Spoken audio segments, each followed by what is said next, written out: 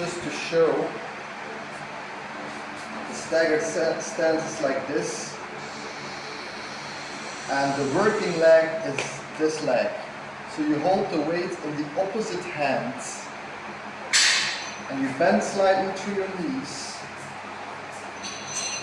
and you keep your back straight, and you push your hips backwards, and then rotate towards the working leg with the dumbbell, so that there's more stretch on this glute, and then push back up.